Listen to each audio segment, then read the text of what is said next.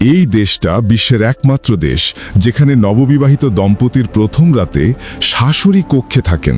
বলতে গেলে শাশুড়ি সরাসরি তদারকি করেন যে জামাই তার কাজ করছেন কিনা, এবং যদি জামাই ভুল করেন তাহলে শাশুড়ি সেখানেই পরামর্শ দেন।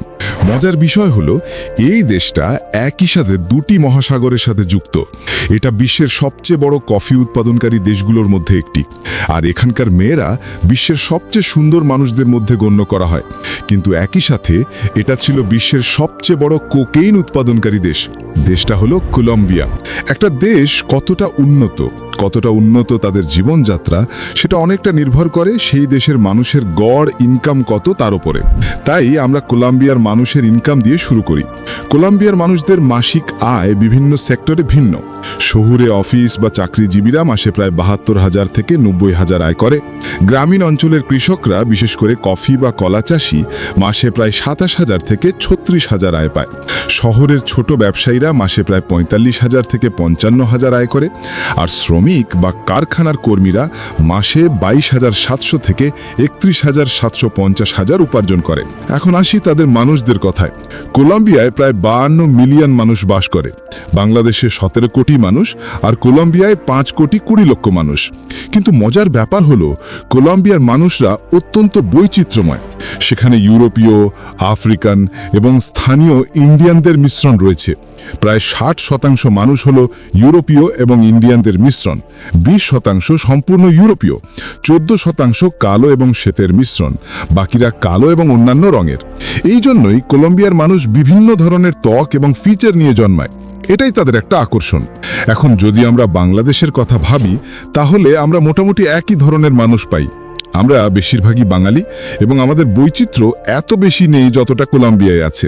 এখানে বছরে 18টা জাতীয় ছুটি আছে।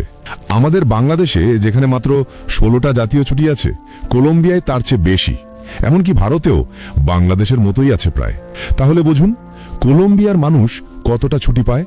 আমাদের বাংলাদেশি অফিসওয়ালারা যারা ছুটির দিন খুঁজে বেড়াই, তারা কি কলম্বিয়া জন্ম নেওয়ার কথা চিন্তা করেছি? এই দেশে যখন বাচ্চা জন্ম নেয়, তখন একটা বিশেষ অনুষ্ঠান হয়। বাচ্চার চারপাশে টাকা ছিটিয়ে দেওয়া হয়, কারণ তারা বিশ্বাস করে যদি বাচ্চা ছোট থেকেই টাকার সাথে থাকে, তাহলে বড় হয়ে সে টাকা কামানোর জন্য প্রস্তুত থাকবে। এটা একটা অভিশাপ নাকি আশীর্বাদ, সেটা বুঝতে হলে আপনাকে কলম্বিয়ায় যেতে হবে। কলম্বিয়ার মানুষের একটা খুব মজাদার বৈশিষ্ট্য আছে। তারা প্রশ্নকারী জাতি। যদি আপনি একটা প্রশ্নের উত্তর দেন, তাহলে তারা কমপক্ষে 10টা প্রশ্ন করবে, এবং তারা সবকিছুতে সন্দেহ করে। তারা ভাবে যে কেউ না কেউ তাদের ঠকানোর জন্য অপেক্ষা করছে। কিন্তু এই সন্দেহের বিপরীতে আছে তাদের গভীর বন্ধুত্ব। যদি কোনো কলম্বিয়ান আপনাকে বন্ধু বলে দেয়, তাহলে তারা সত্যি আপনার বন্ধু। তারা আপনার জন্য সব কিছু করতে প্রস্তুত। এবং সবচেয়ে মজার ব্যাপার হলো, এখানকার মানুষ ফিটনেস নিয়ে অত্যন্ত সচেতন। প্রতিদিন একটা মানুষ কমপক্ষে 1 ঘন্টা ব্যায়াম করে। আমাদের বাংলাদেশে যেখানে মানুষ সারাদিন অফিসে বসে থাকে, সেখানে কলম্বিয়ায় সবাই সচেতন নিজেদের স্বাস্থ্য নিয়ে।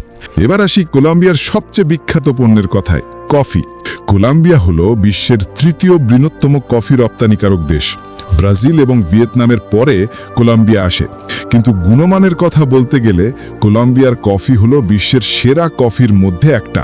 কলম্বিয়ান কফি এতটাই বিখ্যাত যে বিশ্বের উন্নত দেশের মানুষ বিশেষভাবে কলম্বিয়ান কফি খোঁজে। আমাদের বাংলাদেশ চা উৎপাদনের জন্য বিখ্যাত। এবার আসি কলম্বিয়ার সংস্কৃতি এবং মানুষের কথায়। কলম্বিয়ার মানুষ অত্যন্ত প্রাণবন্ত এবং আনন্দপ্রেমী। তারা নাচে, গায়, উৎসব করে। কার্নিভাল, সানচো, বিভিন্ন উৎসব সারা বছর চলে। এটা কলম্বিয়ার সংস্কৃতির একটা অবিচ্ছেদ্য অংশ। খাবারের কথা বলতে গেলে কলম্বিয়ার খাবার সহজ কিন্তু সুস্বাদু। তারা খায় chicken rice, fried meatball, sea food rice এবং আরও অনেক কিছু। এগুলো সবই সাধারণ উপাদান দিয়ে তৈরি, কিন্তু অত্যন্ত মজাদার। এবার আসি কলম্বিয়ার প্রথম রাতের রীতিনীতির কথায়, যেটা আমরা শুরুতে বলেছিলাম।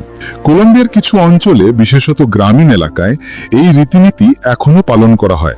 নববিবাহিত নারীর প্রথম রাতে শাশুড়ি বা অন্যান্য পরিবারের সদস্যরা কক্ষে থাকেন এবং পরে সাক্ষী হিসেবে কাজ করেন। এটা একটা প্রাচীন রীতি যা ধীরে ধীরে লোপ পাচ্ছে মডার্নাইজেশনের সাথে। কলম্বিয়ার প্রধান শিল্প হলো কৃষি, বিশেষত কফি এবং ফুল। তারা কফি, কলা, ফুল, সবজি এবং অন্যান্য পণ্য রপ্তানি করে। কলম্বিয়ার খেলাধুলা, ফুটবল হলো সবচেয়ে পপুলার খেলা। কলম্বিয়ান ন্যাশনাল ফুটবল টিম অনেক ইন্টারন্যাশনাল টুর্নামেন্টে অংশগ্রহণ করেছে এবং ভালো পারফরম্যান্সও করেছে। বাংলাদেশ, আমরা ক্রিকেটে বেশি মনোযোগী, তবে ফুটবলও পপুলার। তাহলে আপনারা কি মনে করেন কলম্বিয়ার কোন দিকটা আপনাদের সবচেয়ে বেশি মুগ্ধ করেছে? নিজের কমেন্ট সেকশনে জানান। এবং যদি এই ভিডিওটা আপনাদের ভালো লাগলে অবশ্যই ভিডিওটি একটা লাইক করে দেবেন। আর এমনই মজার মজার তথ্য পেতে আমাদের চ্যানেলটি সাবস্ক্রাইব করুন।